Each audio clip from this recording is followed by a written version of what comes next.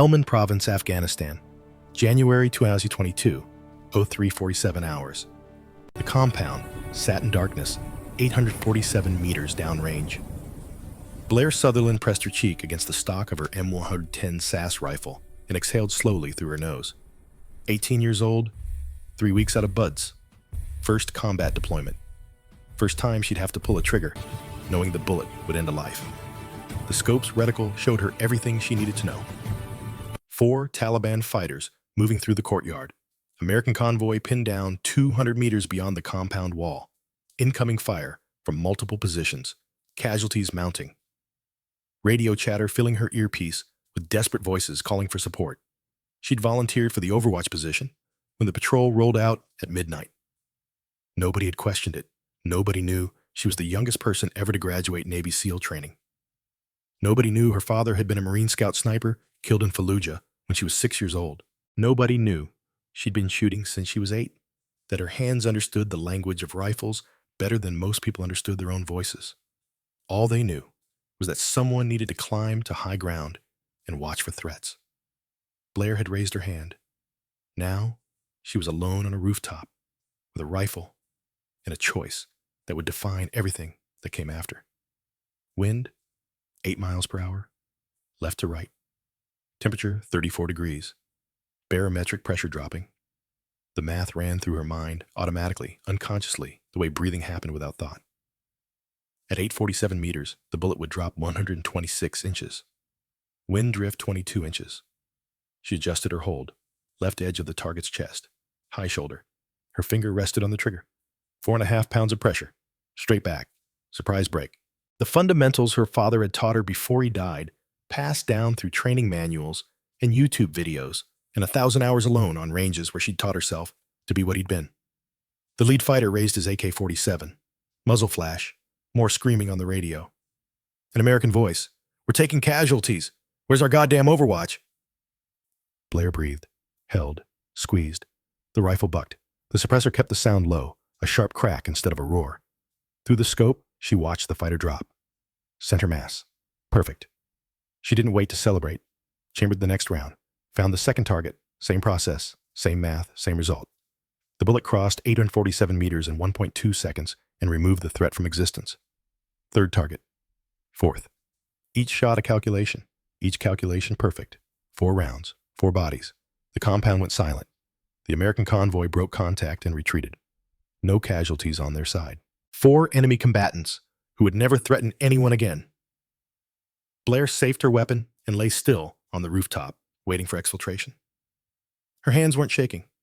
Her heart rate was 68 beats per minute. She felt nothing except the cold wind and the weight of the rifle and the knowledge that she'd just done what she was trained to do. What her father had died doing. Protecting people who would never know her name. 20 minutes later, a Chinook helicopter pulled her off the roof. The crew chief helped her aboard, glanced at her face, did a double take at how young she looked. Said nothing. Professional courtesy. SEALs didn't ask questions. They just did the work. As the helicopter lifted into the darkness, Blair looked down at the compound. 4 bodies in the courtyard. Somewhere in that convoy, men were alive because she'd been on that rooftop. One of them was a lieutenant named Garrett Maddox, though she wouldn't learn his name for 2 more years.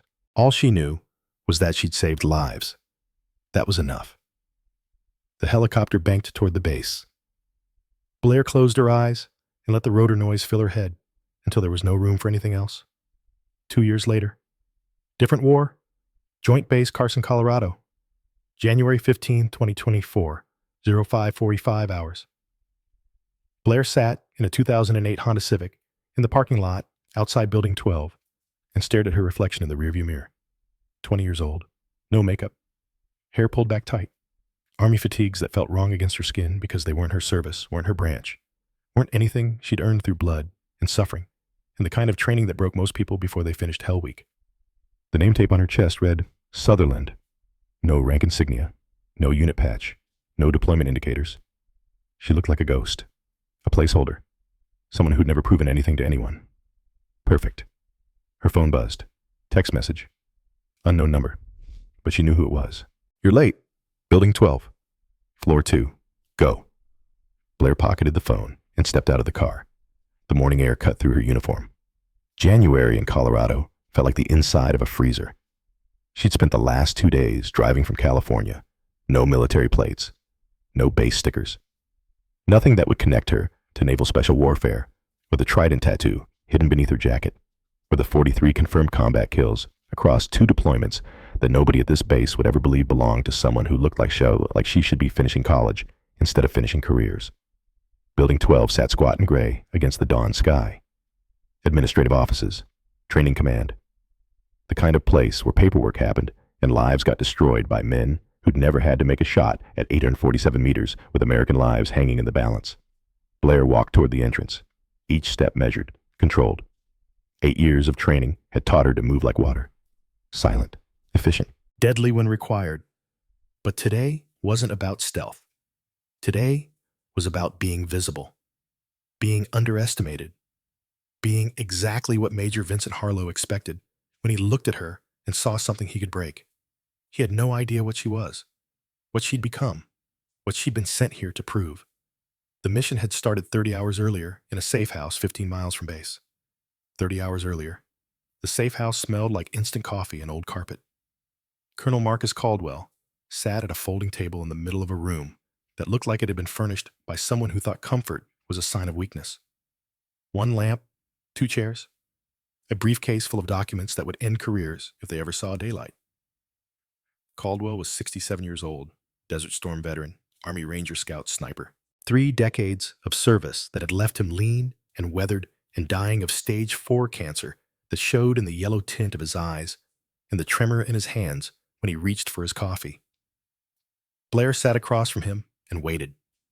She'd learned patience from her father, from instructors who'd screamed in her face during BODES, from missions where moving too soon meant everyone died. Patience was the difference between snipers and everyone else, the willingness to wait, to watch, to let the moment come to you instead of forcing it. Caldwell slid a manila folder across the table. No classification markings, no official seals, just a photograph of a man who looked like he'd spent his entire career trying to prove something to someone who would never be impressed. Major Vincent Harlow, Caldwell said. His voice was rough, sand against stone. 44 years old, commands the Advanced Combat Leadership Academy here at Carson. 18 years of service. Bronze Star. 3 deployments. On paper, he's exactly what the Army wants. Blair opened the folder. The photograph showed a man with a square jaw and broad shoulders and eyes that held too much certainty. The kind of certainty that came from never being challenged, never being told no, never facing consequences. Off paper, she asked. 4 formal complaints in the last 14 months. All from female personnel. Harassment, hostile work environment, gender-based discrimination. Caldwell's jaw tightened. The muscle there jumped like something trying to escape. All 4 complaints were filed properly. All 4 were buried. Blair flipped through the documentation. The complaints were detailed, specific, the kind of specificity that came from people who'd been keeping records because they knew nobody would believe them otherwise. Dates, times, witnesses, everything you'd need to build a case if anyone gave a damn about building cases against men like Harlow. Why buried? Blair asked, though she already knew the answer.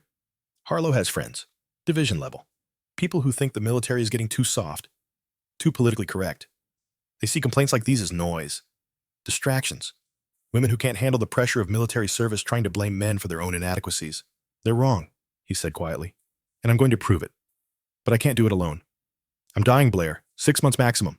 I need someone who can go into that base document Harlow's behavior and give me proof. Not allegations, not he said, she said, irrefutable, witnessed, documented proof that Vincent Harlow creates a toxic command environment and has been protected by people who should have stopped him years ago. Blair met his eyes. Gray eyes. Faded but still sharp. Still seeing everything. You want me to go undercover? I want you to apply to his program as a transfer candidate. Sealed records. Clean file.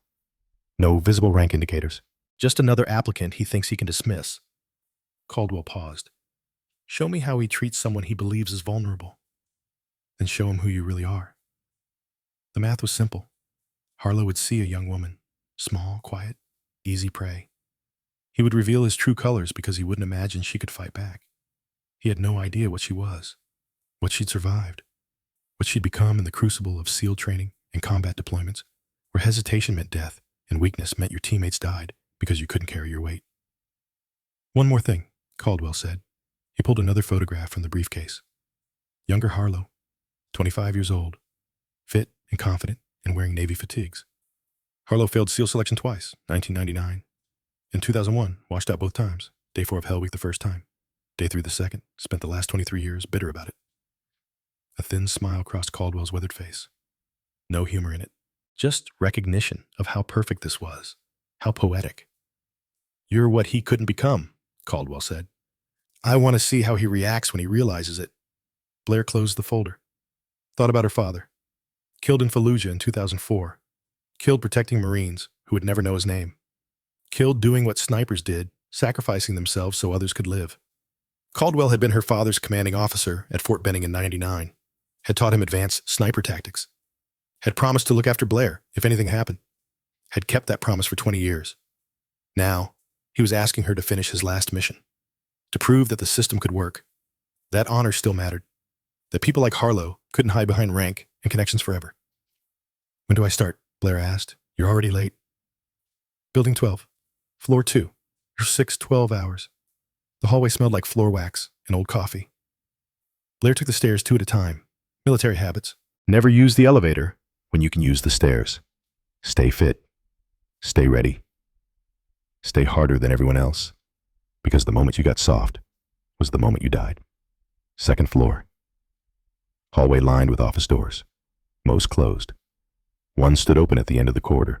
Voices inside. Male laughter that carried too much confidence. Blair walked toward the sound. Each step deliberate. She'd rehearsed this moment in her mind 100 times during the drive from California.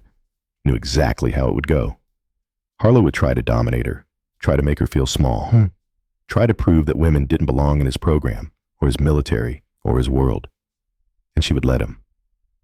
Right up until the moment she showed him exactly what he was dealing with. The office was larger than standard. Someone had claimed extra space. 3 men stood inside, clearly waiting. They turned as she entered. Major Vincent Harlow stood center. He matched his photograph. Tall, maybe 6'2". Broad through the shoulders in a way that suggested hours in the gym. His uniform was perfectly pressed. Boots shined to mirrors. Everything about him screamed someone who cared very much about appearance, about projecting strength, about making sure everyone knew he was the alpha in any room he entered. To his left stood a younger man, late 20s, muscular, in the way that came from functional training rather than aesthetics. His name tape read Maddox, Lieutenant Bars on his collar. He had the look of someone who'd seen combat, real combat, not the PowerPoint presentations and simulation exercises that filled most officers' time. The third man was shorter, stockier, early 30s, Sergeant Stripes. Name tape Phillips. He had the look of someone who'd made rank through time and compliance rather than exceptional performance. A yes man. Every commander had at least one. All 3 were staring at her. Harlow's eyes traveled from her boots to her face. Slow. Deliberate. The kind of scan designed to make someone feel small. Assessed. Judged. Found wanting. You're the applicant, Harlow said. Disbelief dripped from every word like acid. Blair stopped 3 paces inside the door. Feet shoulder-width apart. Hands behind her back. The position was automatic, after years of standing, through countless briefings. Muscle memory. She held his gaze and said nothing. Let the silence stretch. Let him fill it. Let him reveal who he was, before she revealed who she was. Your file says you're a transfer candidate for the Advanced Combat Leadership Academy. Harlow walked slowly around her, circling, predator assessing prey. This program trains senior officers for advanced tactical command. It's physically demanding, mentally exhausting. Most candidates wash out in the first week. He stopped directly in front of her. Close enough that she could smell his cologne. Too much of it. Trying too hard. Everything about him was trying too hard. So I'm asking you again, Harlow said. His voice had dropped lower, commanding, the voice of someone used to being obeyed without question. You're the applicant. Yes, sir. Phillips snorted. Maddox said nothing, but something flickered across his face. Discomfort, maybe. Or recognition that this was wrong. That what was about to happen shouldn't happen. But he didn't speak. Didn't intervene. Just stood there and watched. Did Daddy pull strings for you? Harlow asked. Or did someone decide we needed to hit a diversity quota? The words hung in the air. Designed to cut. Designed to humiliate. Designed to make her react. Get angry. Defend herself. Give him an excuse to dismiss her application. and add another failure to the pile of women he'd destroyed. Blair kept her face neutral. She'd heard worse.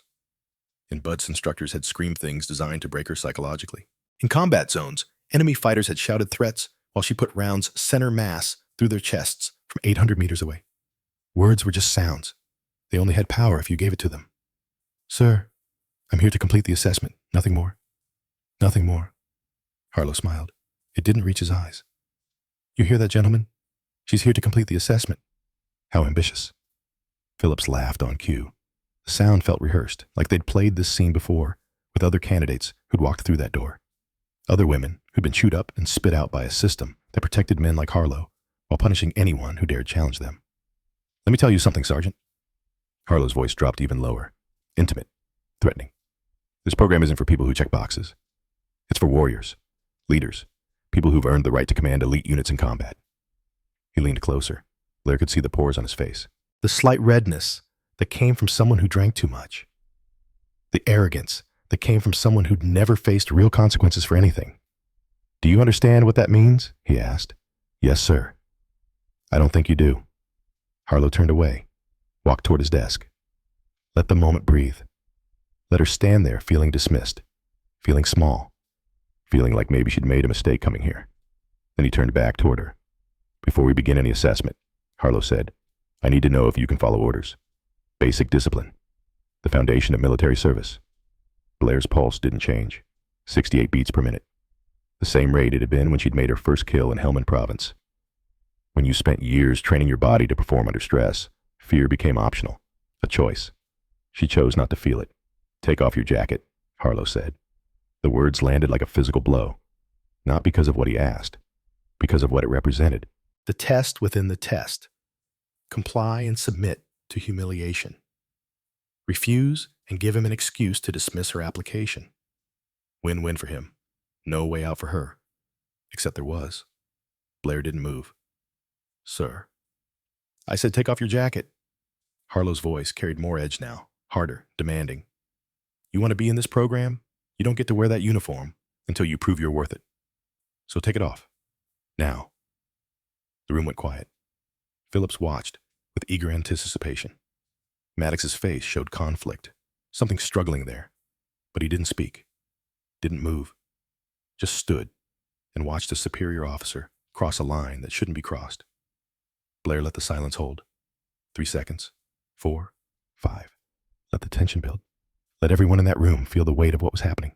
Let them think they'd won. Let Harlow believe she was about to break, about to comply, about to prove that she was exactly what he thought she was: weak, compliant, someone who could be dominated. Then she smiled. Not a friendly smile. Not a warm smile. The smile that crossed Blair Sutherland's face was cold and sharp and dangerous. The smile of someone who knew something everyone else in the room didn't. The smile of a predator who'd been playing prey and was done with the performance. Sir, she said quietly.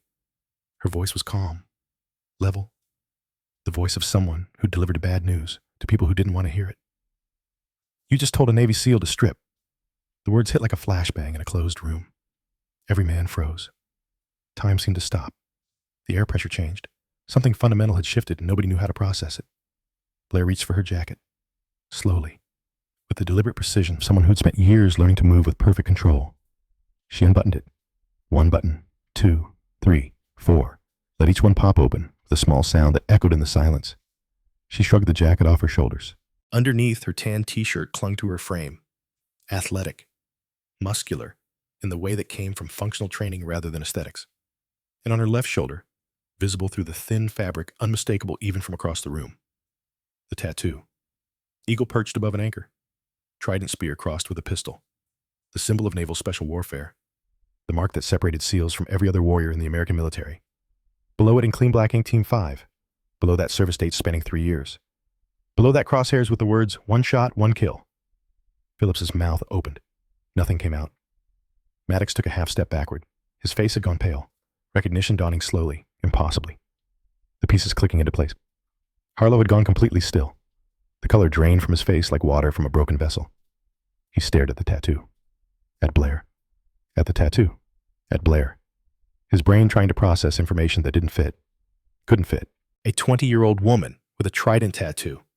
with Team 5 markings, with sniper insignia. Impossible. Had to be fake. Had to be. But it wasn't fake, and he knew it. Looking at her now with new eyes, he could see what he'd missed before. The way she stood, the way she moved, the control, the coiled readiness, the absolute certainty of someone who'd been tested in ways he could never understand, ways he'd failed. Twice. Blair held her jacket in her left hand. Let the moment breathe. Let every person in that hallway see what Harlow had just stepped into. Let them understand that the woman he'd tried to humiliate wasn't a victim, wasn't prey, wasn't someone who could be broken by men who'd never proven anything except their ability to abuse power. You want to test if I can follow orders? Blair's voice remained quiet, calm. I've taken orders under enemy fire in Helmand Province while dragging wounded through burning buildings. I've executed classified missions in locations that aren't on any map you've ever seen. I've done things in service of this country that will never be discussed, outside of rooms you'll never be allowed to enter. She took one step forward. Harlow didn't move. Fear had locked him in place. Another step. She was close now. Close enough to see the sweat forming on Harlow's upper lip. Close enough to smell the fear radiating off him like heat. I have 43 confirmed combat kills across 2 deployments to Afghanistan and Syria, Blair said. Each word precise, measured, final. My longest confirmed kill is 147 meters using an M2010 enhanced sniper rifle in Kunar Province. Wind speed 12 miles per hour. Crosswind. Temperature 41 degrees. I held 8.6 mils elevation and 34 inches left for wind drift. The bullet took 2.1 seconds to reach the target. Ballistic coefficient 0.585. Muzzle velocity 2, 850 feet per second. The target dropped before he knew I existed. Blair's eyes never left Harlow's face. So, if you want to continue this performance, Major, I suggest you choose your next words very carefully. Because right now, you have exactly 2 options. She paused. Let him feel the weight of those options. Let him understand that he'd lost control of the situation the moment she'd walked through his door. You can conduct a legitimate assessment according to proper military protocol, Blair said. Or you can explain to Colonel Marcus Caldwell, former Army Ranger Scout sniper, Desert Storm veteran, and the man who trained half the officers in SOCOM, why you ordered a decorated naval special warfare operator with 3 years of combat service to undress in front of your officers. The silence that followed was absolute. Somewhere in the hallway, someone coughed. The sound seemed impossibly loud, like a gunshot in a library. Harlow's mouth worked. No sound came out at first. Then barely audible. You're a SEAL. Team 5. 3 years of service. 2 combat deployments. Multiple classified operations I'm not authorized to discuss. Current active duty status with Naval Special Warfare Command. Blair held up the jacket. Looked at it. Looked at Harlow. Anything else you'd like me to remove, sir? Nobody spoke. Blair put the jacket back on. Buttoned it with the same deliberate precision she'd used to remove it. Adjusted the collar. Smoothed the fabric. Now she looked directly at Harlow. Met his eyes with the cold certainty of someone who'd won and knew it. If this assessment is legitimate, she said, I'd like to begin. She paused. Let the alternative hang in the air unspoken. Harlow found his voice. It came out strangled, broken. The assessment is legitimate. Good. Blair's tone didn't change. Professional. Controlled. Then I suggest we proceed according to standard protocol. Unless there are other uniform items you'd like to discuss first. Harlow shook his head. The movement was jerky, uncontrolled.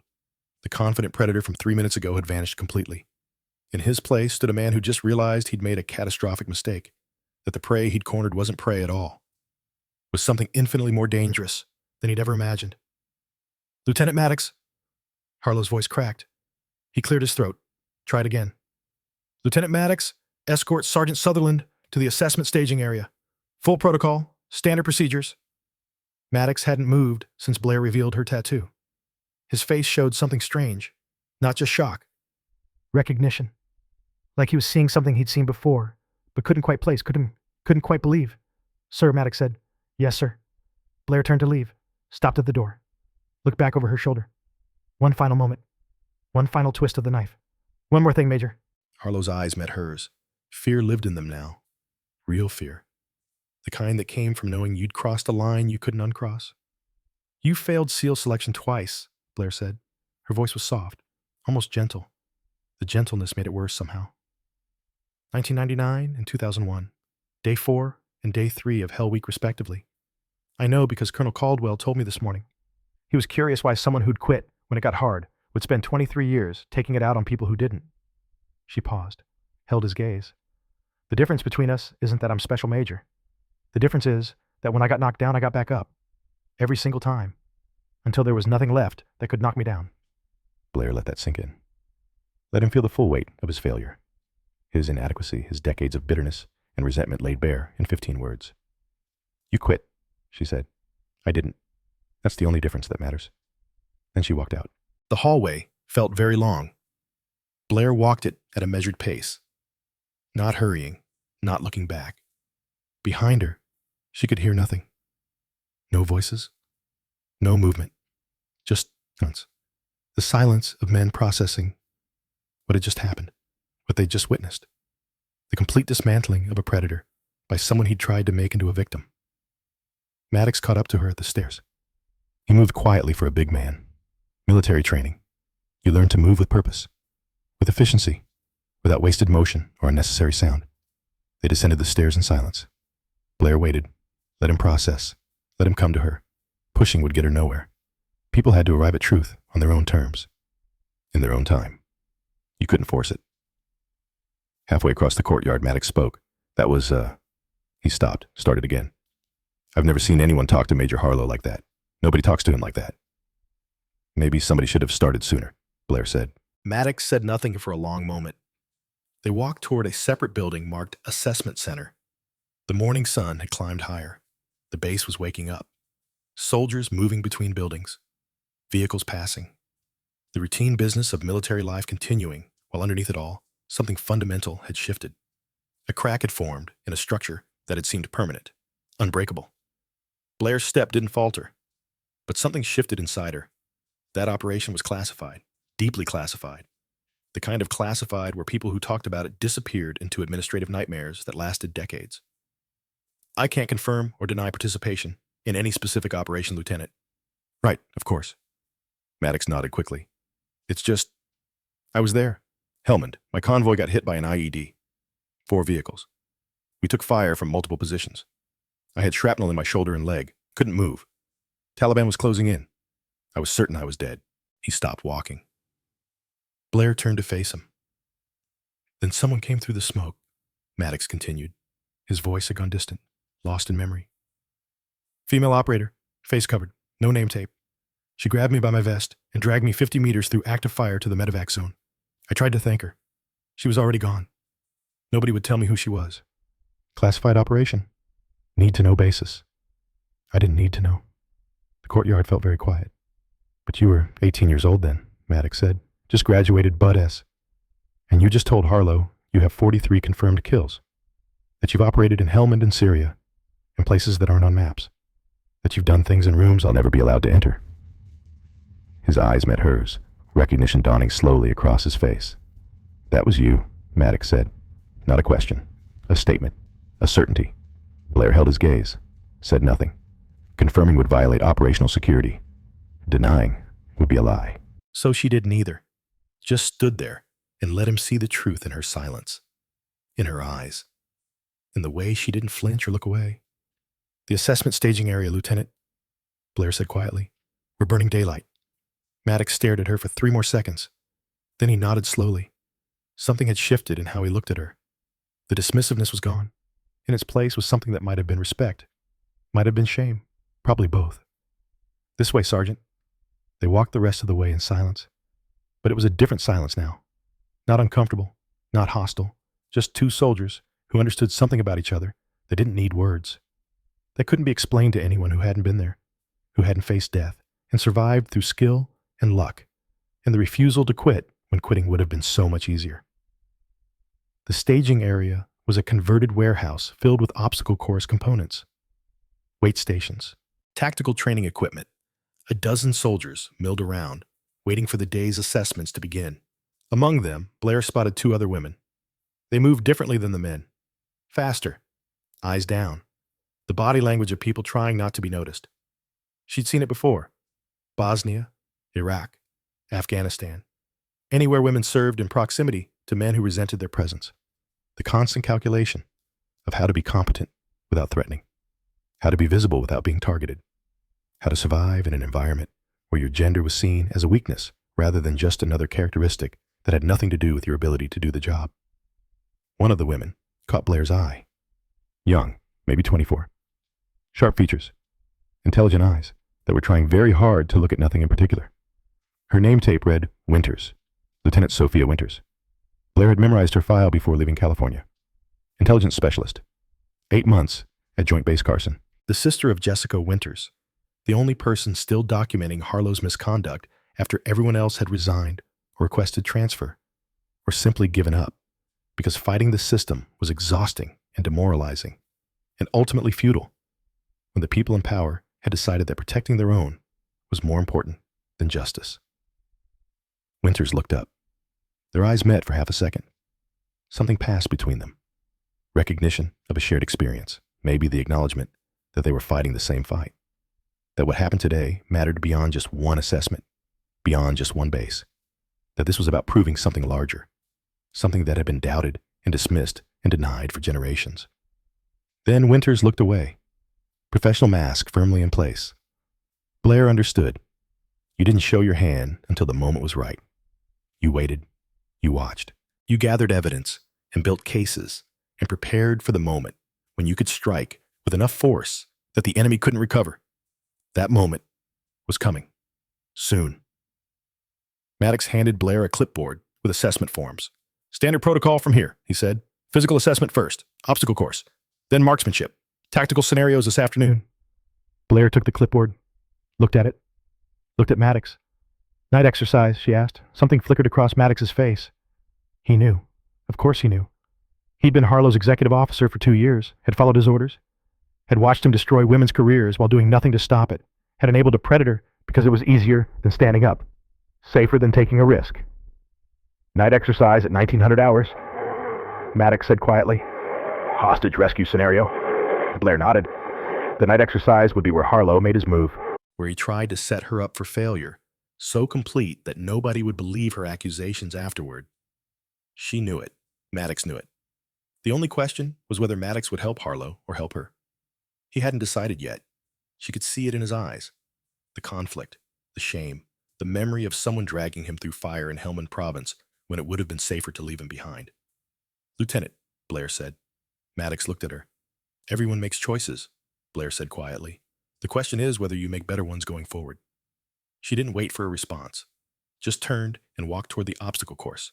Behind her, she felt Maddox watching, processing, deciding who he wanted to be, who he needed to be, whether the debt he owed to a woman who'd saved his life was stronger than the loyalty he'd given to a man who'd never earned it. Time would tell. Blair reached the obstacle course and looked up at the first wall, 12 feet high, smooth wood, no obvious handholds.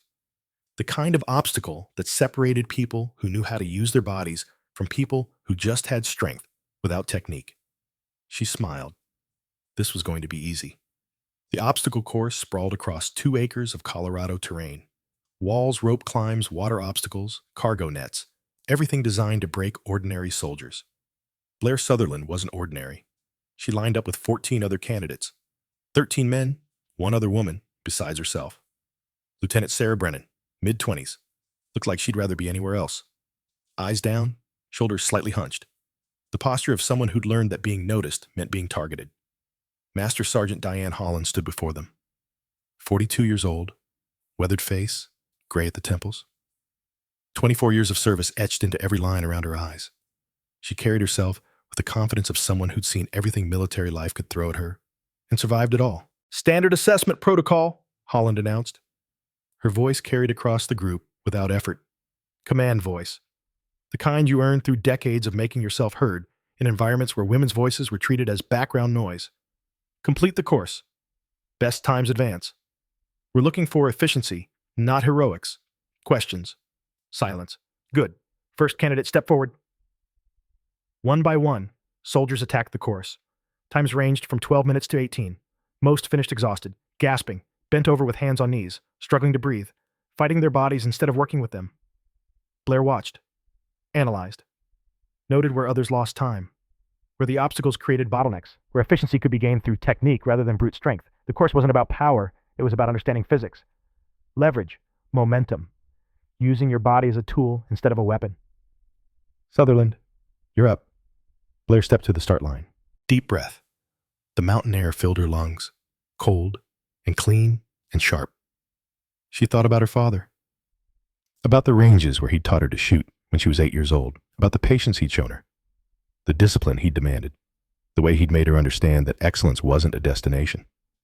It was a habit, something you practiced until it became automatic, until you couldn't do it wrong, even if you tried. Go.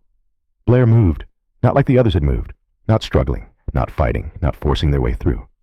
She flowed, water finding the path of least resistance.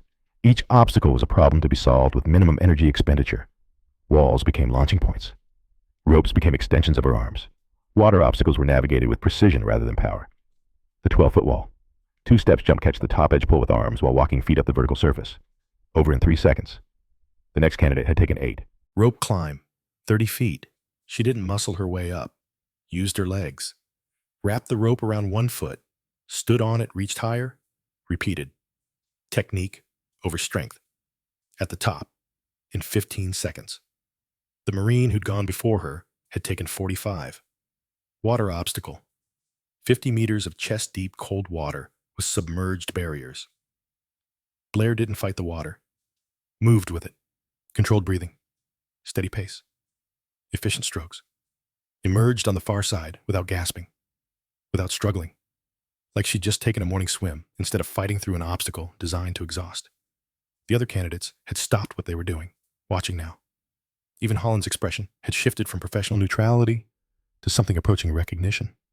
The look of someone seeing something rare, something exceptional. Blair hit the finish line, checked her watch. 11 minutes, 12 seconds. The fastest time in the Academy's history. And she wasn't even breathing hard. Holland approached, kept her voice low enough that others couldn't hear. Ma'am, that was the most impressive run I've seen in 24 years. And I've seen a lot of runs. Training and repetition mostly, Blair said. Holland shook her head. That wasn't training, ma'am. That was something else. She glanced around, making sure no one was close enough to overhear, then leaned closer. Major Harlow sent word an hour ago, Holland said quietly.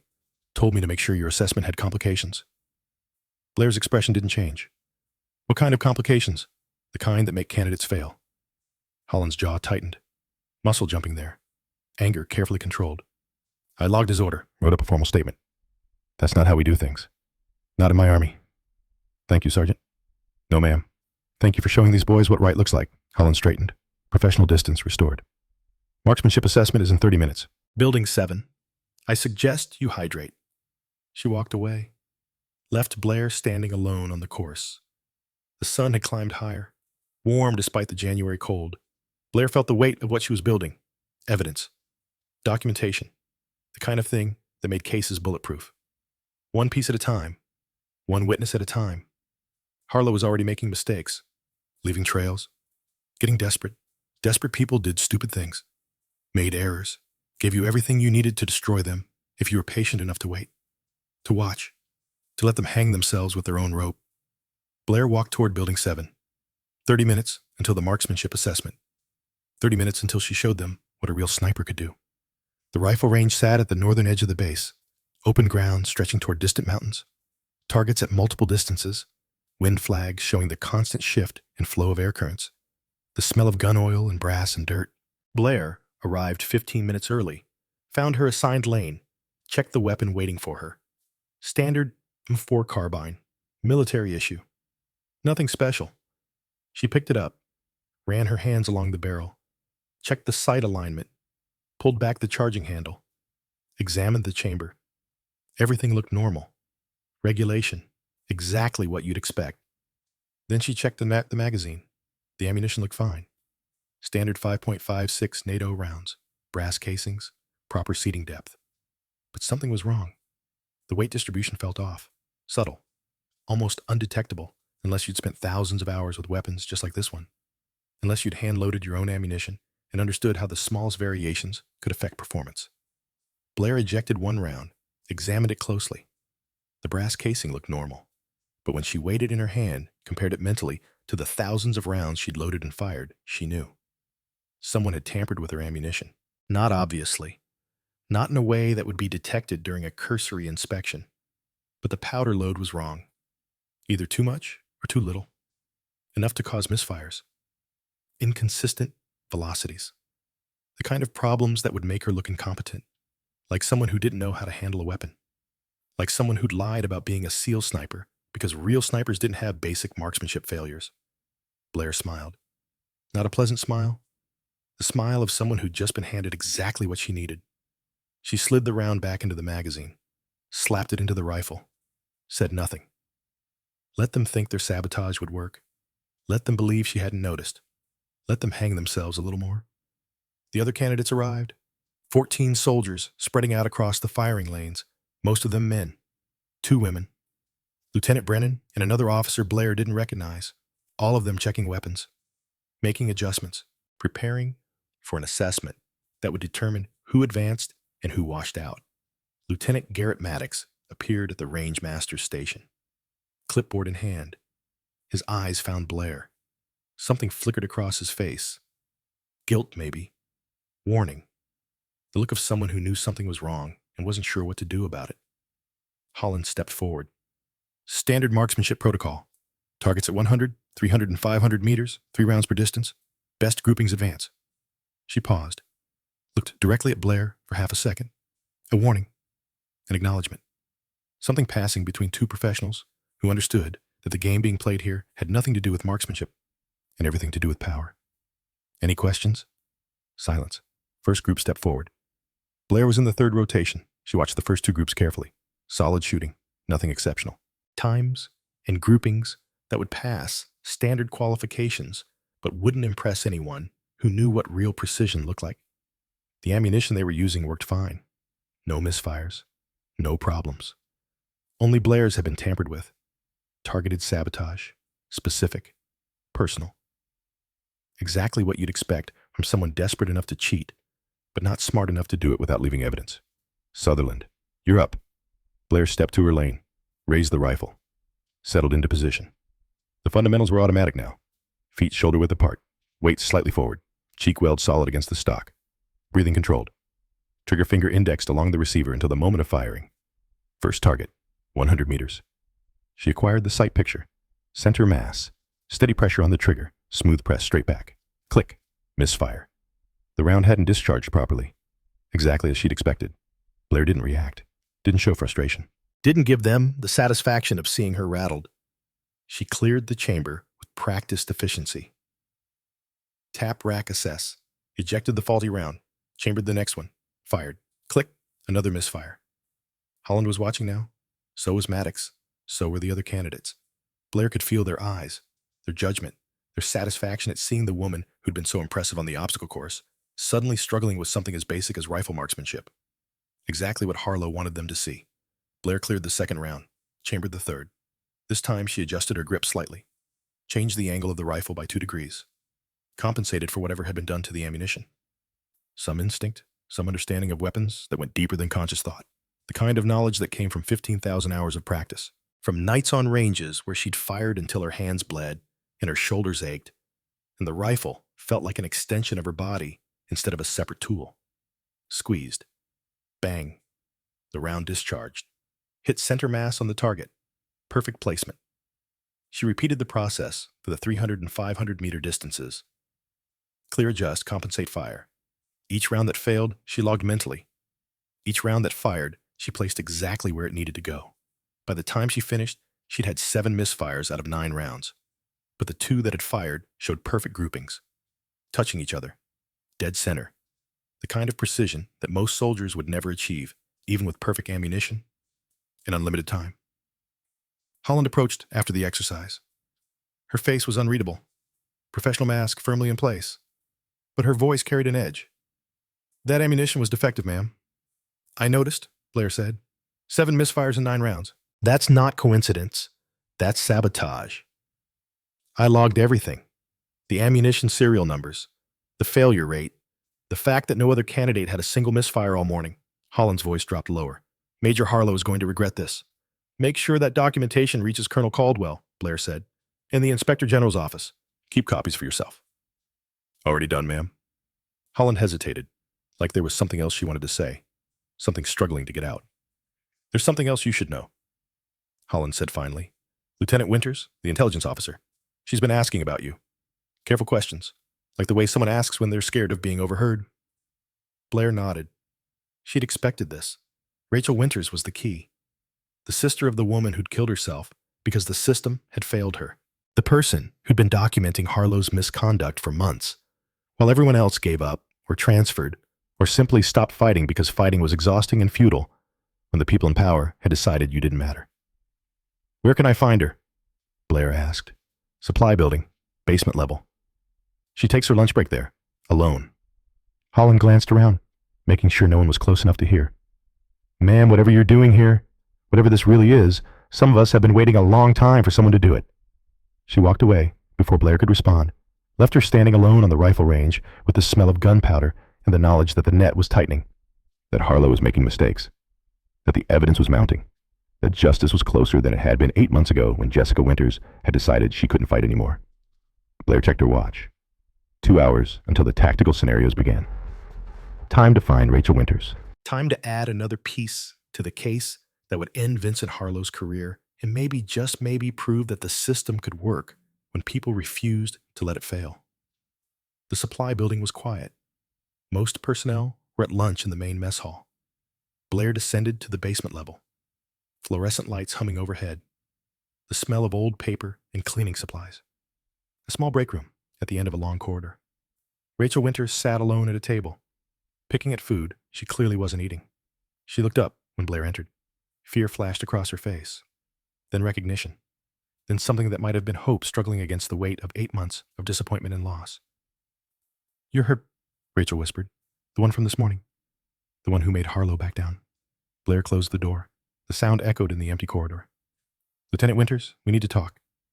How do you know my name? Colonel Marcus Caldwell briefed me before I came here. He told me about the complaints, the documentation, the fact that you've been gathering evidence for 8 months while everyone else either quit or transferred. Rachel's hands trembled. She set down her fork. The movement was careful, controlled, like she was afraid any sudden motion might shatter something fragile inside her.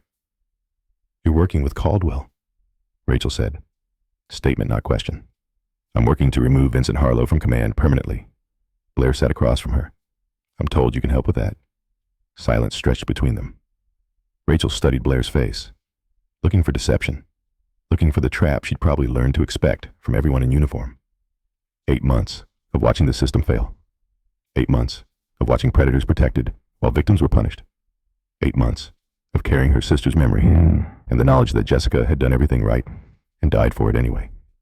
Finally, Rachel spoke. My sister was stationed here 2 years ago. Rachel's voice cracked. Her name was Jessica, 22. Army intelligence. She reported Harlow for harassment, filed proper paperwork, followed every channel. Blair waited. Let the silence hold. They buried it, Rachel continued. Told her to keep her head down. Said complaining would ruin her career. Tears formed at Rachel's eyes. She blinked them back. 6 months later, she wrote me a letter. Said she couldn't fight anymore. Said she was sorry. Rachel pulled out her phone. Showed Blair a photograph. Young woman, intelligent eyes, military dress uniform. That's Jessica, 22 years old, dead because Vincent Harlow decided she was prey. That's Jessica, Rachel said. That's my sister, 22 years old, dead because Vincent Harlow decided she was prey, and the people who should have protected her decided he was more valuable than she was. Blair looked at the photograph, felt something cold and hard settle in her chest. Rage. Purpose. The absolute certainty that what she was doing here mattered more than any mission she'd ever executed, more than any target she'd ever eliminated. This was about proving that Jessica Winters hadn't died for nothing, that her courage meant something, that the system could be forced to work even when powerful people wanted it to fail. After she died, Rachel said, I requested transfer here. I wanted to see for myself what kind of man had done this to her. I wanted to understand how someone could destroy another human being and face no consequences. She reached into her bag, pulled out a phone and a small hard drive, set them on the table between her and Blair. 8 months of documentation, Rachel said. Recorded conversations, internal communications, witness statements from women who were too scared to file formal complaints. Everything I could gather without getting caught. Blair picked up the phone. Scrolled through the files. Recordings. Dozens of them. Photographs of inappropriate messages. Screenshots of emails where complaints were dismissed or redirected. Testimony from women who'd been harassed, threatened, pushed out of their careers by a system that valued protecting predators over protecting victims. It was everything. Comprehensive. Detailed. The kind of documentation that could end careers if anyone had the courage to use it. "This is comprehensive," Blair said quietly. "That's the point." Rachel leaned forward, intensity burning in her eyes now, the grief transforming into something harder, something dangerous. "But I couldn't do anything with it. Every time I tried to go through channels, the report disappeared. Every time I talked to a superior officer, suddenly I was the one under investigation for misconduct, for hurting unit morale, for being a troublemaker." Her voice hardened, steel underneath the pain. "Harlow has friends everywhere," Rachel said. "People who protect him because he protects them. Because they're all part of the same network, the same culture, the same system that decided women are the problem instead of the men who abuse them." "Not anymore," Blair said. Rachel's eyes searched Blair's face, looking for certainty, looking for hope, looking for something to believe in after 8 months of watching hope die over and over. "You really think you can stop him?" Blair thought about the failed SEAL who'd spent 23 years bitter about his inadequacy. The man who couldn't stand women succeeding where he'd failed. The predator who'd grown comfortable believing no one would ever hold him accountable because no one ever had. "I know I can," Blair said. "The question is whether you're brave enough to testify when the time comes." "I am." No hesitation. Absolute certainty. "I've been ready for 8 months. I just needed someone to listen." Blair stood. "Keep documenting everything that happens today. Times. Witnesses. If Harlow or his people say anything, do anything, I want it logged. Tonight's exercise is when he'll make his move. He's desperate now. Desperate people make mistakes." Rachel stood as well, extended her hand. Blair shook it. The grip was firm, strong. The handshake of someone who'd been broken and put herself back together with anger and determination, and the refusal to let her sister's death be meaningless. "There's one more thing you should know," Rachel said. "Lieutenant Maddox. He's been Harlow's executive officer for 2 years, done things he shouldn't have done, enabled things he should have stopped." She paused. "But lately something's different about him. He's been asking questions." Looking at Harlow differently, like he's seeing something he didn't want to see before. "I know," Blair said. "He's the one I saved in Helmand Province. He just figured out it was me." Rachel's eyes widened. "He talks about that sometimes." The operator who came through the smoke. He never knew it was a woman. Until today did he know. "Be careful with him," Rachel said. "He wants to be better. But wanting and doing aren't the same thing. When the pressure comes, people show who they really are." "That's what I'm counting on," Blair said. She left the supply building. The afternoon sun hit her face. Warm despite the season. Somewhere across the base, Vincent Harlow was planning his next move. Probably the night exercise. Probably something designed to make her fail so spectacularly that no one would believe her accusations. That all her evidence would be tainted by the appearance of incompetence. Let him plan. She'd adapt. She always did. The tactical scenarios began at 1400 hours. 4 separate exercises designed to test decision-making under pressure. Room clearing, hostage negotiation, ambush response. Leadership under fire. Blair moved through each one with the efficiency of someone who'd done the real thing so many times that simulations felt almost boring. Room clearing, fastest, time 0 errors. Hostage negotiation, successful resolution in under 4 minutes. Ambush response, 0 casualties, threat neutralized. Leadership under fire team objectives achieved with 30% of the time remaining. The other candidates watched her with a mixture of awe and resentment. The men who'd probably laughed about her in private weren't laughing anymore. They'd seen something they couldn't explain. A 20-year-old woman performing at a level that most career soldiers would never reach. Maddox observed from the sidelines. His expression had changed throughout the day. Less conflicted, more certain. Like a man making up his mind about something important. Like someone deciding who he wanted to be when the moment of choice arrived. After the final scenario, he approached her. "Sergeant Sutherland?" Blair turned. "Lieutenant." Maddox glanced around. made sure they weren't being overheard, then spoke quietly. The night exercise. Harlow's planning something. I know. Maddox's surprise was genuine. You know how? Because he's already tried sabotage twice today and failed. Obstacle course complications didn't work. Ammunition tampering didn't work. He's running out of options. Blair's voice stayed level. The night exercise is his last chance to discredit me before I have enough evidence to bury him. Maddox was quiet for a moment, processing. Understanding that he wasn't dealing with someone naive. Someone who could be caught off guard. He was dealing with someone who'd been 3 steps ahead since the moment she walked onto this base. He's going to feed you false intelligence during the mission, Maddox said. Order you into a trap. Make you disobey direct orders so he can court-martial you for insubordination. That's exactly what I expect him to do. Then why are you still going through with it? Blair met his eyes, held his gaze. Let him see the absolute certainty there, because I need him to do it. I need him to give the order. I need witnesses who hear him issue commands designed to compromise the mission. And then I need to succeed anyway. So there's no question that the failure would have been manufactured. Maddox stared at her, understanding dawning slowly. You're using yourself as bait. I'm using his arrogance against him. He thinks I'm just another victim. Another woman he can break and discard. He doesn't understand that I've been building a case against him since the moment I walked through his office door. Silence stretched between them. The weight of what was coming. The choice that would define who Garrett Maddox really was. What do you need from me? Maddox asked quietly. The question hung in the air. This was the moment. The fork in the road. The decision that couldn't be undone. Blair studied his face. Saw the conflict there. The fear. The shame. But also something else. The desperate hope of a man who wanted to redeem himself for 2 years of wrong choices. Tonight during the exercise, you're going to have to decide, Blair said. When Harlow gives the false order, you can follow him. Stay safe. Keep your career intact. She paused. Or you can stand with me. Document what really happened. Testify to what you saw. Be the officer who chose honor over convenience. If I do that, I'm finished. Harlow will destroy me. Maybe. Or maybe you'll be the officer who helped expose corruption at the highest levels of this command. The one who chose right over easy.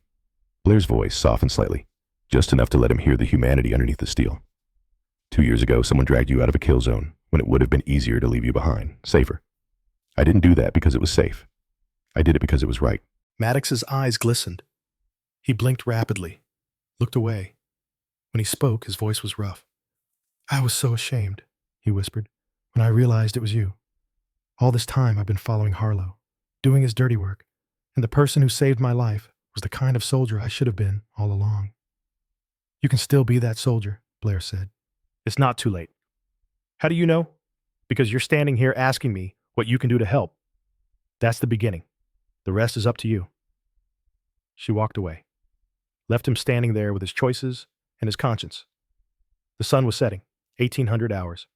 1 hour until the night exercise. 1 hour until Vincent Harlow made his move and discovered that the prey he'd cornered was infinitely more dangerous than he'd ever imagined. Blair found a quiet corner, sat down, closed her eyes. She thought about Colonel Caldwell, dying of cancer, spending his final months trying to fix a system that had failed so many people. She thought about Jessica Winters, 22 years old, destroyed by the very institution she'd wanted to serve. She thought about all the women who'd come before her, the ones who'd reported and been ignored, the ones who'd fought back and been crushed, the ones who'd simply survived by staying invisible. Tonight, she would fight for all of them. Her phone buzzed. Text her from Caldwell. Whatever happens tonight, remember the mission isn't just removing one man. It's proving that the system can work, that accountability is possible, that honor still means something. Blair typed back. Understood, sir. Another buzz. I'm proud of you, Blair. Your father would be proud too. She stared at that message for a long time. Her father, killed in Fallujah in 2004, killed protecting Marines who would never know his name, killed doing what snipers did, sacrificing themselves so others could live. Don't die yet, she typed. I still need you to pin my next rank. The response came quickly. Then you better earn it. Go to work. Blair smiled, stood up, walked toward the staging area. 1900 hours, full dark. The kill house complex waited. 12 soldiers in formation. Full combat kit, night vision mounted but raised. Weapons loaded with blank ammunition. Major Vincent Harlow stood before them. His face was composed, professional. But his eyes betrayed him. Fear lived there now. Desperation. The look of a man who knew his world was crumbling and would do anything to stop it. Tonight's exercise is a hostage rescue scenario, Harlow announced. 6 casualties inside the structure. Unknown number of enemy combatants. 15-minute time limit. He looked directly at Blair, held her gaze. The hatred there was naked now, unconcealed. Sergeant Sutherland, your team leader. The words were calm, professional, but underneath them Blair heard what he was really saying. I'm giving you just enough rope to hang yourself. Understood, sir. Radio frequency is 34.5. I'll be in the observation tower providing tactical updates. Harlow's lips curved into something that wasn't quite a smile. Any questions or rules of engagement? Blair said. Treat all threats as hostile. Blank ammunition only. Casualties are marked with red tape. Extract them to the southern exit point. He paused. Let the moment breathe. Clear? Crystal clear, sir. The soldiers moved toward the entry point. Blair gathered them in a tight circle, looked at each face. Maddox, Phillips, Brennan, 8 others whose names she'd memorized, whose capabilities she'd assessed throughout the day, who would follow her into whatever trap Harlow had prepared, because that's what soldiers did. They followed orders, even when the orders came from people who would sacrifice them for personal gain. Maddox, you're on point, Blair said. First through every door. Trust your training. She assigned positions quickly. Phillips on rear security, Brennan on casualty extraction, the others filling gaps. Standard stack formation. Maintain interval. Communicate constantly. We clear every corner, every closet, every shadow. Questions? Silence. Good, let's move. The team approached the southern entry point. Blair took position second in the stack, directly behind Maddox. She could feel his tension, adrenaline, and fear, and something else. The nervous energy of a man who'd made his choice and was waiting to see if he had the courage to follow through. Blair keyed her radio. Actual, this is ground team. Beginning entry now. Harlow's voice crackled back, cold and professional. Copy, ground team. Proceed with caution. Maddox kicked the door. It swung inward. Smoke poured out. Strobe lights flashed. The chaos was immediate and intentional, designed to disorient, to break communication, to create the conditions where orders would be questioned and mistakes would be made and blame could be assigned to whoever Harlow decided was responsible. Move, Blair commanded. They flowed through the door, into the unknown, into whatever trap Vincent Harlow had prepared. And Blair smiled in the darkness because she was ready for all of it. The game had begun, and she was going to win. The smoke was thick enough to taste. Blair moved through it like she'd moved through 100 burning buildings before. Controlled, deliberate. Every sense heightened to maximum alert. The strobe lights turned the world into snapshots, fragments of reality flickering in and out of existence. Maddox pushed forward on point. His movements were crisp, professional. Whatever doubts he carried weren't showing in his technique. Years of training took over when conscious thought became impossible. Muscle memory, the body remembering what the mind couldn't process fast enough. Left door, Maddox called out. 2 contacts. 2 role players stepped into the corridor. Maddox engaged. Double tap each. Both dropped indicating hits. The blank ammunition made sharp cracks in the confined space. Loud enough to hurt if you weren't wearing ear protection. Loud enough to add confusion to chaos. Clear left, Maddox said. Blair advanced behind him. Push forward. Keep momentum. The team flowed through the structure like water. Room by room, corner by corner. The training was automatic now. Thousands of repetitions burned into muscle memory. Until thought became unnecessary. Until you moved through violence the way you move through air. Natural. Inevitable. First casualty located. Red tape on the arm. Blair grabbed the soldier playing the role. Young kid. Maybe 19. Eyes wide, even though this was just training. The adrenaline was real even when the danger wasn't. Casualty secured, Blair said. Brennan extract to southern exit. Brennan moved forward, took the casualty, started the movement back toward the entry point. Phillips provided rear security. Everything by the book. Everything exactly as it should be. 4 minutes in. 1 casualty extracted. 5 remaining. Blair's radio crackled. Harlow's voice came through. Calm and professional. The voice of a commander providing tactical updates to his team. Ground team be advised. We're tracking movement in Sector 2. Possible hostile reinforcement. Proceed with caution. Copy actual. Blair didn't believe a word of it, but she filed the information away. Let him build his narrative. Let him think she was accepting his intelligence without question. The trap was being set. She could feel it, the weight of it, the shape of it forming in the darkness around her. Second floor, Maddox called. Stairwell clear. The team ascended. The strobes were worse up here, disorienting. The smoke thicker. Visibility dropped to maybe 8 feet. This was where lesser teams fell apart, where panic crept in, where discipline collapsed under sensory overload. Blair felt nothing but focus. The chaos was just noise. You learned to filter it, to find the signal underneath the static, to trust your training when your senses lied to you. Contact right, one of the soldiers behind her called. Martinez, female sergeant who'd looked so uncomfortable that morning. She engaged a role player emerging from a doorway. Clean shots. Target down. Good hit, Martinez. Keep moving. They cleared the second floor systematically. Found 2 more casualties. Extracted them. 8 minutes in. 3 casualties secured. 3 remaining. Right on schedule. Maybe 30 seconds behind optimal time, but well within acceptable parameters. Then Harlow's voice came through again. Different tone now. Urgent. Almost panicked. Ground team, this is actual. We have confirmed hostile reinforcement in Sector 3. Multiple contacts moving to your position from the south. You are in danger of being cut off from your extraction point. Blair signaled the team to hold. Everyone froze. Weapons ready. Eyes scanning, waiting for her call. Repeat actual. I said you have hostiles converging on Sector 3. Harlow's voice was louder now, more insistent. They will reach your southern exit in approximately 2 minutes. You need to abort the extraction and fall back to Rally Point Alpha immediately. Acknowledge. The team looked at Blair, waiting, trusting her to make the call, to decide whether they followed orders from command or trusted their own assessment, whether they believed the intelligence or questioned it. Blair moved to a window, looked toward Sector 3. The area Harlow claimed was swarming with enemy reinforcements. She studied the ground, the shadows, the patterns of light and darkness. Watched for movement. Listened for sound signatures. The kill house was designed to amplify noise. If hostiles were moving through Sector 3, she'd hear footsteps, equipment rattling, something, nothing. Complete silence. Empty ground. The intelligence was false. Ground team, did you copy? Harlow's voice again, more insistent. Enemy reinforcement, Sector 3. Abort extraction. Fall back now. That is a direct order. Maddox was watching her. His face showed the conflict, years of conditioning telling him to follow orders. But something deeper telling him those orders were wrong.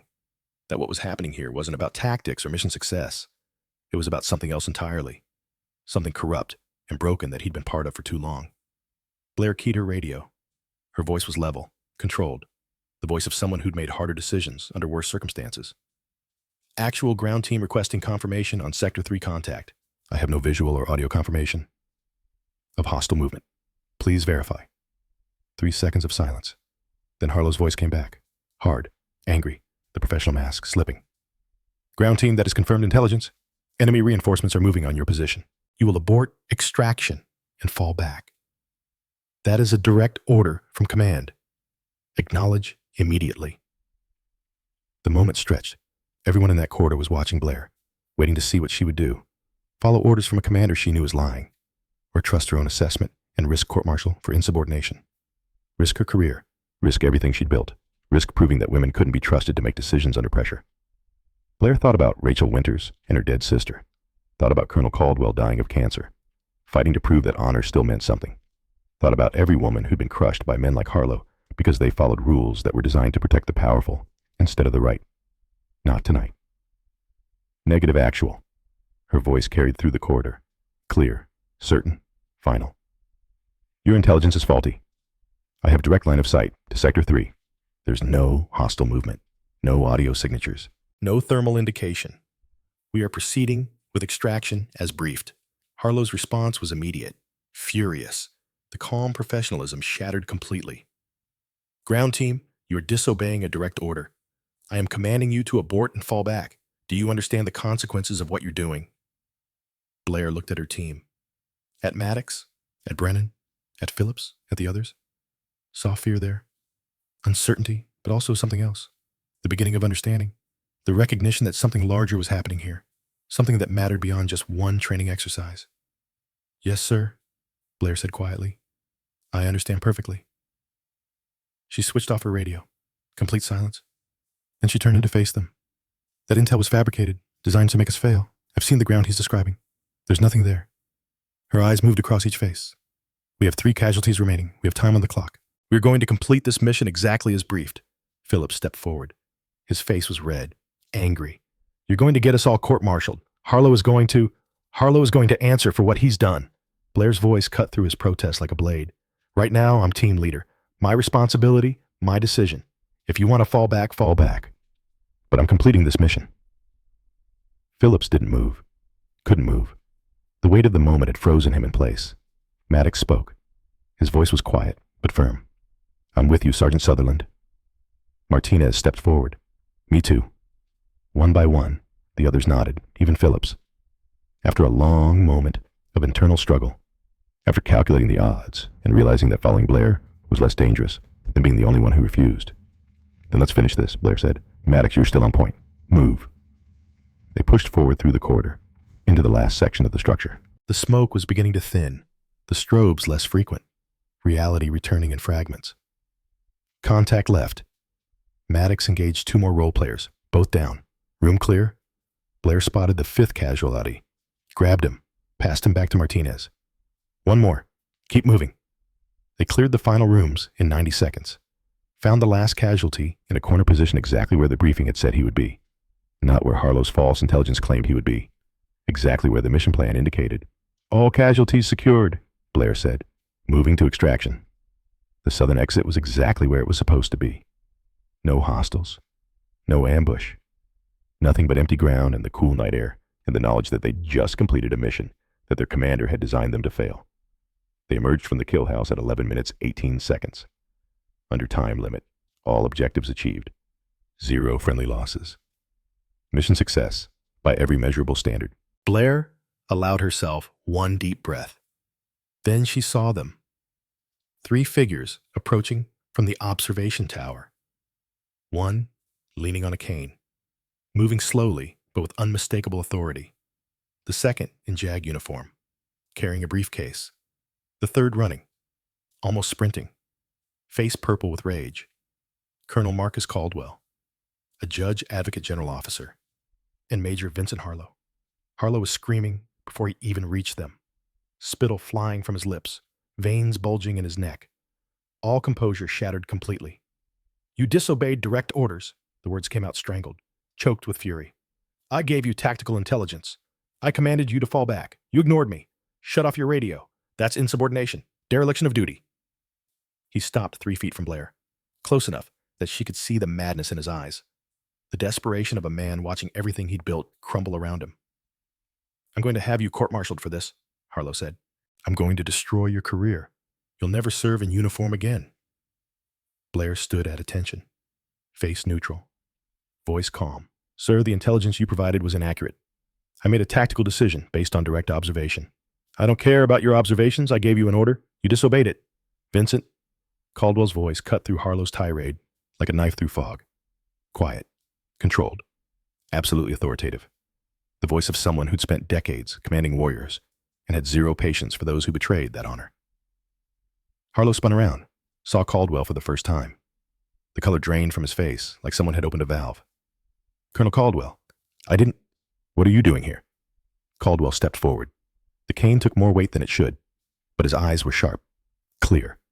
The eyes of a man who had spent decades seeing through lies and had no intention of accepting any more. Major Vincent Harlow, Caldwell said. His voice carried across the training ground. Formal, final. Under the authority of the Inspector General's office, You are being placed under immediate investigation for conduct unbecoming an officer, abuse of authority, sexual harassment, obstruction of military justice, and conspiracy to falsify assessment results. The JAG officer opened his briefcase, removed a folder, handed it to Harlow. Harlow's hand shook as he took it. He didn't open it, couldn't open it. His eyes stayed fixed on Caldwell's face, searching for some sign that this wasn't real, that there was still a way out. This is a setup, Harlow stammered. She planned this. She came here because I sent her. Caldwell's voice carried no emotion, just facts. I sent her because 4 women filed formal complaints against you in the last 14 months. All 4 were buried by officers who valued convenience over justice. He took another step forward. Harlow took one back. I sent her because Lieutenant Jessica Winters killed herself 8 months after you destroyed her career for reporting your misconduct. Her sister has been documenting your behavior ever since. 8 months of recordings, internal communications, witness statements. Caldwell's cane tapped against the ground. punctuation. I sent her because you spent 23 years bitter about failing SEAL selection. 23 years taking out that failure on anyone you perceived as weaker. 23 years proving that you were never worthy of the uniform you wear. Harlow's mouth opened, closed, opened again. I have friends. Division level. They'll never let you. Your friends are currently being questioned by the Inspector General's office, Caldwell said. His thin smile held no warmth. It's remarkable how quickly loyalty evaporates when people realize the ship is sinking. The JAG officer stepped forward. Sir, you'll need to surrender your sidearm and accompany these officers to administrative holding. 2 military police officers had appeared. Blair hadn't noticed them approach. They flanked Harlow on either side.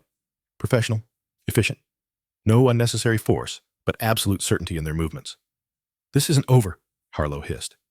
He was looking at Blair now, hatred burning in his eyes like fire. You think you've won? You have no idea what you've started. Blair met his gaze, held it. I know exactly what I've started, sir. Justice. Something you should have faced a long time ago. The MPs took his arms. Harlow struggled for a moment. Instinct, maybe, or the last desperate thrashing of a man who'd never been held accountable for anything. Then the fight went out of him. They led him away. His boots scraped against the ground. His head hung low. The confident predator from that morning had vanished completely. Caldwell watched him go. Something flickered across his weathered face. Satisfaction, maybe. Or just the quiet acknowledgement that justice had finally been served after being delayed for far too long. Then he turned to Blair. You disobeyed a direct order from a superior officer. Yes, sir. You turned off your radio during an active operation. Yes, sir. You completed the mission anyway, under time. All objectives achieved. 0 casualties. Yes, sir. Caldwell's eyes crinkled. The closest thing to a smile Blair had seen from him in months. That's my girl. He put a hand on her shoulder, squeezed briefly. The gesture said more than words ever could. Pride. Acknowledgement. The passing of something between mentor and student.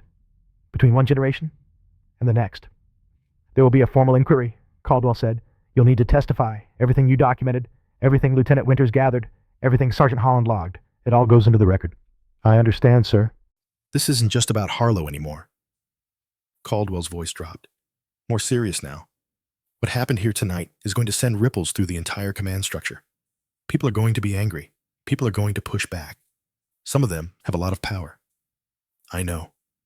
Are you ready for that? Blair thought about the question. Thought about what it would mean to become the face of this fight. The woman who had taken down a major. The operator who had exposed corruption that powerful people wanted to stay buried. The target that everyone would aim at when they needed someone to blame. I've been ready my whole career, sir. Caldwell nodded.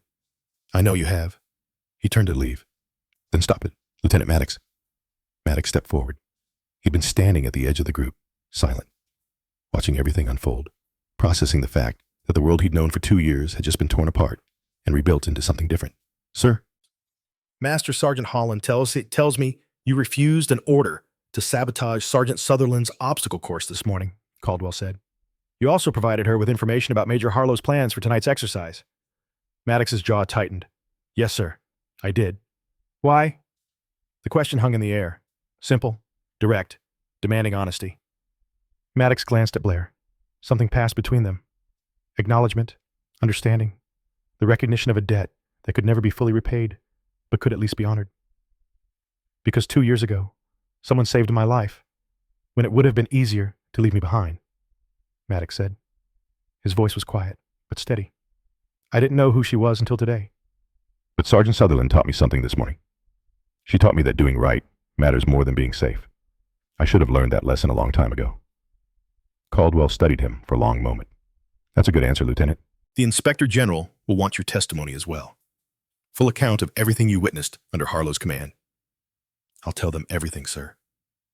Maddox's voice cracked slightly. Everything I saw, everything I did. I'm not proud of all of it, but I'll own it. That's all anyone can ask, Caldwell said. He turned and walked toward the waiting vehicle. The JAG officer followed. Blair watched them go until they disappeared into the darkness. The night exercise that had ended with a major being led away in custody. The training mission that had become something larger. Something that would echo through military justice for years to come. The other soldiers had dispersed. Back to barracks. Back to processing what they'd just witnessed. Only Maddox remained. They stood in silence for a moment, the weight of the night settling around them. What happens now? Maddox asked. Now we wait, Blair said. Testimony, investigation. The system does what it's supposed to do. She paused, assuming it works this time. And if it doesn't, we find another way. We keep fighting until someone listens. Maddox nodded slowly. Harlow was right about one thing. You didn't come here just for an assessment. No. How long were you planning this? Colonel Caldwell contacted me 3 weeks ago, Blair said, the day after Rachel Winters submitted her 8th formal complaint. The 8th one that got buried. Maddox was quiet for a long moment. All those women, all those complaints. And nothing ever happened until you. Something's happening now because of Rachel Winters, Blair said, because of her sister, because of every woman who filed a complaint knowing it would probably be ignored. I'm just the one who was in a position to do something about it. Maddox looked at her. Really looked at her. Seeing past the uniform, and the rank, and the age. Seeing the warrior underneath. The person who dragged him through fire in Helmand Province. Who'd come to this base knowing she'd be targeted. Who'd let herself be underestimated and humiliated because it served a larger purpose. You're wrong, Maddox said quietly. You're not just someone in position. You're the kind of soldier I should have been following all along. He saluted, crisp, sharp. The salute of someone who meant it. Blair returned the gesture. Maddox walked away into the darkness, toward whatever came next for him. Testimony, investigation, the long process of rebuilding a career on foundations of honesty instead of convenience. Blair stood alone. The night was quiet now. The chaos of the exercise, the confrontation, the arrest, all of it faded into stillness. She touched her shoulder, felt the trident tattoo through the fabric of her uniform. Justice had been served tonight, one man removed from command, one corrupt officer finally facing consequences for years of abuse. But Caldwell was right. This wasn't over. It was just beginning. And somewhere in the darkness, Blair knew that the people who had protected Harlow for so long were already planning their response. Already calculating how to contain the damage, how to spin the narrative, how to make this about one bad apple instead of a rotten system. She'd be ready. She'd been ready her whole life. 35 days passed like water through open hands. Blair spent most of them in windowless rooms. Inspector General investigators asking the same questions in different ways, looking for inconsistencies, testing her story, trying to find cracks in the foundation she'd built. There were no cracks. Every detail matched. Every witness corroborated. Every piece of evidence aligned perfectly because it was true. Because it had happened exactly the way she said it happened. Because sometimes the simplest explanation was the correct one. A predator had been protected by a corrupt system until someone refused to look the other way. The court-martial began on March 1st, 45 days after Harlow's arrest. The courtroom was packed. Military personnel, press, congressional observers. Everyone wanted to see how this played out, whether the system would actually work, whether justice meant anything when it threatened powerful people. Blair entered in her dress uniform, every ribbon aligned precisely, posture perfect, every inch the decorated special warfare operator she'd spent 3 years becoming. The same age Jessica Winters had been when she'd given up, when the weight of fighting alone had become too much to bear. Blair wouldn't give up. Not now. Not ever. The gallery fell silent as she walked to her seat. Admiral Marcus Caldwell sat in the front row. He looked frailer than she remembered, the cancer eating him from inside. But he'd refused to be anywhere else, refused to miss this moment, the culmination of his final mission. Vincent Harlow sat at the defense table. He'd lost weight. His eyes were hollow. The transformation was complete. The confident predator had become something smaller, more desperate. A man who finally understood that actions had consequences, that the armor of rank and connections and institutional protection had limits. The prosecution called its witnesses. One by one, they took the stand and told their stories. Holland's testimony was surgical. She produced logs, serial numbers, documentation proving Harlow had ordered sabotage. No emotion, just facts. The panel took notes. Lieutenant Rachel Winters took the stand for 3 hours. She played recordings, showed emails, walked the panel through 8 months of documented harassment, buried complaints, systematic cover-ups. When she talked about her sister, her voice broke. But she didn't stop, didn't let the grief overwhelm the testimony. Jessica wanted to serve her country, Rachel said, tears streaming down her face now, not trying to hide them anymore. That's all she ever wanted, and Major Harlow made that impossible. Not because she wasn't good enough, because she was a woman who dared to speak up. The defense attorney tried to interrupt. The military judge overruled him. Let Rachel continue. Let her finish what she'd started 8 months ago when her sister had stopped fighting and she'd decided to pick up the burden alone. My sister killed herself because no one would listen, Rachel said. Her eyes found Harlow's across the courtroom. No one would help. No one would hold the man who destroyed her accountable. I'm here to make sure her death meant something. The gallery was silent. Blair saw tears on faces throughout the room. Recognition of injustice, of failure, of a system that had valued protecting predators over protecting victims for far too long. Lieutenant Maddox testified next. He admitted everything. The sabotage he'd participated in, the orders he'd followed without question, the women he'd watched Harlow abuse while doing nothing to stop it. I was a coward, Maddox said. His voice was quiet but clear. I told myself I was being smart, protecting my career, following the chain of command, but I was enabling a predator. I'm here to tell the truth. For the first time in 2 years, I'm doing the right thing. The defense attorney tried to paint him as unreliable, as someone who turned on Harlow to save himself. Maddox didn't flinch. I'm not here to save myself, he said. I'm here to tell the truth. What happens to me after doesn't matter. What matters is that these women get justice, that Jessica Winters didn't die for nothing. When it was Blair's turn, she walked to the witness stand with the same steady gait she'd used on 100 missions. Sat down, looked at the panel. 7 officers. 5 men, 2 women. All of them older than her. All of them watching with expressions that ranged from skepticism to curiosity to something that might have been hope. The prosecutor began. Sergeant Sutherland, please describe for the panel what happened when you first entered Major Harlow's office on January 15th. Blair told them everything. The order to remove her jacket, the contempt in Harlow's voice, the moment she'd revealed her identity and watched his face change from predator to prey. She told them about the sabotaged ammunition, the false intelligence during the night exercise, the choice she'd made to trust her own assessment over orders she knew were designed to make her fail. At 247 meters with 12-mile-per-hour crosswind, the bullet drops 368 inches and drifts 34 inches, Blair said. Her voice was calm, technical, the voice of someone describing mathematics instead of violence. I held 8.6 mils elevation and 34 inches left for wind drift, accounting for Coriolis, effect, and spin drift. The shot landed 0.3 inches from perfect center. The target dropped before he knew I existed. The courtroom was absolutely silent. Even the non-snipers understood what they were hearing. The level of expertise, the precision, the years of training distilled into one perfect calculation executed under pressure that most people would never experience. The defense attorney stood. Sergeant Sutherland, you admit you came to this base under false pretenses to entrap my client. No, sir. I came to document his behavior. Major Harlow entrapped himself the moment he ordered me to strip. The prosecutor played the button camera footage.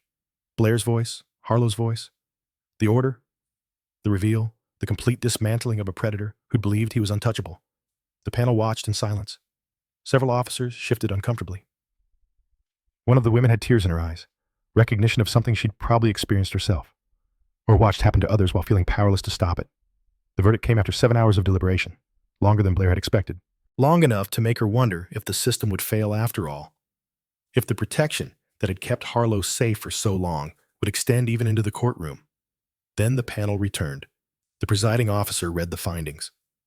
On the charge of conduct unbecoming an officer guilty. Rachel grabbed Blair's hand, squeezed. On the charge of abuse of authority guilty. Maddox let out a breath he'd been holding. On the charge of sexual harassment guilty. On the charge of obstruction of military justice guilty. On the charge of conspiracy to falsify assessment results guilty. Harlow sat frozen at the defense table. His face was gray. His hands trembled. The reality finally sinking in. The protection was gone. The friends who'd buried complaints and covered his tracks had abandoned him. He was alone with his choices and their consequences. The presiding officer continued, Major Vincent Harlow, you are hereby reduced in rank to second lieutenant. You will be dishonorably discharged from the United States Army. You forfeit all pension benefits. You are sentenced to 3 years confinement at the United States Disciplinary Barracks, Fort Leavenworth. You are barred from military service for life. The gavel came down. It was over. 23 years of abuse, of protected corruption, of women destroyed while powerful men looked the other way. Over in the time it took a gavel to fall, Blair sat very still, felt the weight of the moment. One man removed from command, one corrupt officer finally facing consequences, one small victory in a war that would never truly end because there would always be people who abused power and systems that protected them. But it mattered. It all mattered.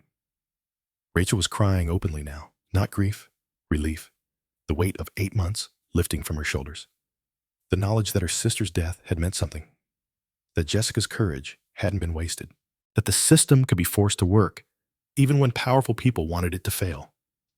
Caldwell caught Blair's eye from the gallery, nodded once.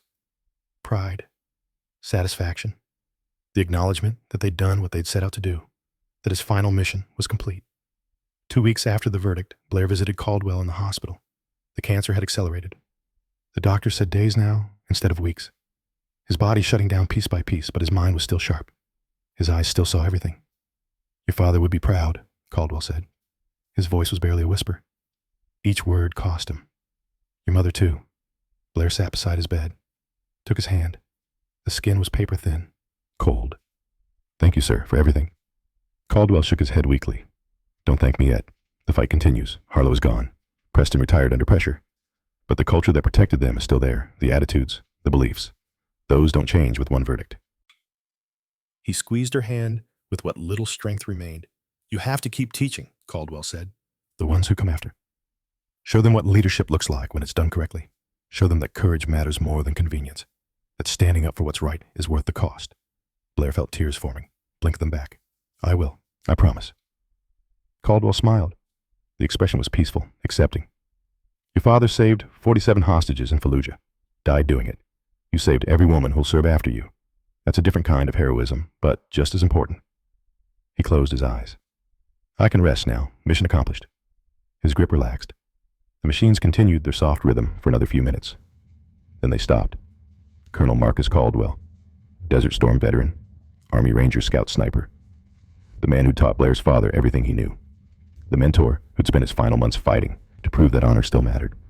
Gone. Blair sat beside him for a long time, held his hand even after it went cold. Let herself grieve for the man who had believed in her when no one else would, who had demanded she be better than everyone else, and then watched her prove it. When she finally stood, the sun was setting outside the window, orange and red spreading across the sky. She touched his forehead gently. Rest well, Colonel. I'll carry it forward. I promise. The funeral was brief. Full military honors. Blair stood at the graveside in her dress uniform. Rachel beside her. Maddox on her other side. The honor guard fired their volleys. The flag was folded. Presented to Caldwell's sister, his only surviving family. When the ceremony ended, Blair walked to the grave alone, placed her hand on the fresh earth. I completed my first training rotation yesterday, she said quietly. 18 candidates. Pushed them harder than they thought possible. 5 washed out. The rest are stronger for it. She paused. There's a woman in the class, Bryn Calloway, 19 years old, determined as hell. Reminds me of myself. I'm going to make sure she has every chance to succeed. The same chances you gave me. The wind picked up, carried the smell of the ocean from 50 miles away. The legacy continues, Colonel, I promise. 6 months later, September 2024, SEAL Sniper School, Fort Benning, Georgia. Blair stood at the edge of the rifle range watching a new class struggle through their first week of training. 18 candidates, 4 women, another record. She was 21 years old, the youngest lead instructor in the school's history, promoted to Chief Petty Officer 3 months earlier. Navy Cross awarded for classified operations in Syria that would never be discussed publicly. All of it earned through blood and sacrifice and the refusal to quit when quitting would have been so much easier. One of the candidates was struggling. Bryn Calloway, 19, sharp-featured, determined. Diane Holland's niece. She'd been trying to hit an 800-meter target for 30 minutes, missing consistently, frustration building, the kind of frustration that led to mistakes, to doubt, to the voice in your head that said, maybe you didn't belong here after all. Blair approached. What's your name? Seaman Apprentice Bryn Calloway, ma'am. How long you been here? 4 days, ma'am. Qualification is in 3 days. You ready? Bryn's face showed fear and determination in equal measure. The same combination Blair had seen in the mirror 8 years ago. I don't know, ma'am, but I'm not quitting. Blair studied her, saw the fire underneath the exhaustion, the refusal to accept defeat. Good, because qualification isn't about being ready. It's about refusing to quit when everything in your body screams to stop. She paused. Can you do that? Yes, ma'am. We'll see. What are you thinking about when you shoot? Bryn hesitated. Not missing, ma'am. That's your problem. You're focused on failure. Blair's voice was firm, but not harsh. Teaching. I don't think about the target. I think about the math. Wind speed times distance divided by 100 equals drift in inches. Make it mechanical. Remove emotion. Bryn tried again. Focused on the calculation instead of the fear. The bullet hit. Again. Hit, hit, hit, hit. 5 perfect shots in a row. That's not talent, Blair said. That's discipline. You just learned the difference. 3 weeks later, Bryn passed qualification with high marks. Blair pulled her aside after the ceremony. My father taught me something before he died. Now I'm teaching you. She gave Bryn a small box. Inside were 10 rounds of ammunition. Custom hand-loaded. Match grade. The same rounds her father had used in Fallujah. The same rounds Blair had carried through 2 deployments. These were his. Now they're yours. Bryn's eyes widened. Ma'am, I can't. You can. You earned it. Now, you pass it forward when you teach someone else. Bryn nodded, understanding the weight of what she'd been given. Not just ammunition, legacy, responsibility, the knowledge that she was part of something larger than herself, a chain that stretched back through generations of warriors who'd chosen to teach instead of hoard, to lift instead of dominate, to build instead of destroy. Blair's office at Fort Benning was small, functional. A desk, a computer, photographs on the wall, her father in Marine dress uniform, Caldwell at his retirement ceremony, Rachel at her promotion to captain, Maddox with his SEAL Team 3, all the people who'd made this possible, who'd fought beside her, who'd refused to let the system fail. Her email pinged, message from Rachel, subject line Year 1 report. Blair Winters Protocol has provided legal support to 186 service members this year. 52 harassment cases successfully prosecuted. 15 commanders removed from command. Jessica's foundation is expanding to all branches. Congressional testimony next month.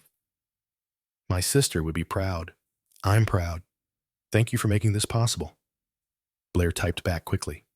The fight is always worth fighting. Keep going. The next 186 are counting on you. Another email. From Maddox. Brief. Direct. Military efficient. Kate just recommended my first female operator for sniper school. Because of you, that's not controversial anymore. It's just the right decision. Thank you for showing me what right looks like. Garrett physical mail on her desk. Letter from Syria. Bryn's handwriting. Instructor Sutherland. I made my first combat shot yesterday. 892 meters. Saved a patrol from ambush. I thought about the math, not the target. Just like you taught me. The rounds you gave me are still in my kit. Saving them for when they matter most. Thank you for showing me I belonged. Bryn Blair pinned the letter to the wall alongside 8 others. 8 former students deployed around the world. 8 warriors carrying forward what she'd taught them. What Caldwell had taught her. What her father had taught Caldwell. The chain unbroken. The legacy continuing. She walked to the window, looked out at the rifle range where new candidates were practicing, struggling, learning. Some would succeed, some would fail, but all of them would be pushed to their absolute limits, would discover capabilities they didn't know they possessed, would become something more than they'd been when they arrived. That was the mission now. Not hunting targets, not executing operations, teaching, building, creating the next generation of warriors who understood that excellence wasn't about dominating others. It was about mastering yourself, about refusing to quit when quitting was easier, about standing up for what was right even when it cost you everything. Blair's phone buzzed. Text from an unknown number. She almost deleted it, then read it. Sergeant Sutherland, my name is Emma Thorne. I'm applying to SEAL training next month. My cousin served under Major Harlow at Carson. She quit after 6 months because she couldn't handle his harassment. She told me what you did, what you proved. I'm going to Bud Cess because of you, because you showed me it's possible. Thank you. Blair stared at the message, felt something shift inside her chest. Not breaking, making room for hope, for possibility, for the knowledge that what she'd done at Joint Base Carson mattered beyond just one verdict, beyond just one corrupt officer removed from command. It mattered to Emma Thorne, to every woman who'd see that message and decide that maybe they belonged too, that maybe the system could be forced to work, that maybe courage was enough. She typed back, Emma Buddis will be the hardest thing you've ever done. You'll want to quit every single day. Don't. The only way to fail is to stop trying. I'll see you at graduation. Blair. The sun was setting. Blair walked outside, toward the rifle range where her students were finishing their training day, exhausted, frustrated, fighting their bodies and their minds, and the voice that told them they weren't good enough. She'd been there, knew exactly what they were feeling, knew how close they were to breakthrough if they just refused to quit, if they trusted the process, if they believed that excellence was possible even when it felt impossible. Listen up, Blair called out. Her voice carried across the range, command voice, the kind you earned through years of being heard. I know you're tired. I know you're frustrated. I know some of you are thinking about quitting. She paused. Let them hear the silence. Don't. The only way to fail is to stop trying. Everything else is just noise, just resistance, just your body trying to protect you from discomfort. She walked along the firing line, made eye contact with each candidate. You're here because you want to be the best. Being the best means doing things other people won't do. Pushing past limits other people accept. Refusing to quit when everyone else would understand if you did. Blair stopped, looked at all of them. Tomorrow morning, 0500. We run the qual course again. Anyone who doesn't want to be here can leave now. No judgment. This life isn't for everyone. Nobody moved. Nobody spoke. They just stared at her with exhaustion and determination, and the beginning of understanding that maybe they were capable of more than they thought. Good, Blair said. Get some rest. Tomorrow we find out who you really are. She walked back toward her office. The sun had dropped below the horizon now, stars appearing one by one in the darkening sky. Somewhere in that darkness, Caldwell was at rest. Her father was at rest. Jessica Winters was at rest. All of them watching, all of them knowing that their sacrifices had meant something.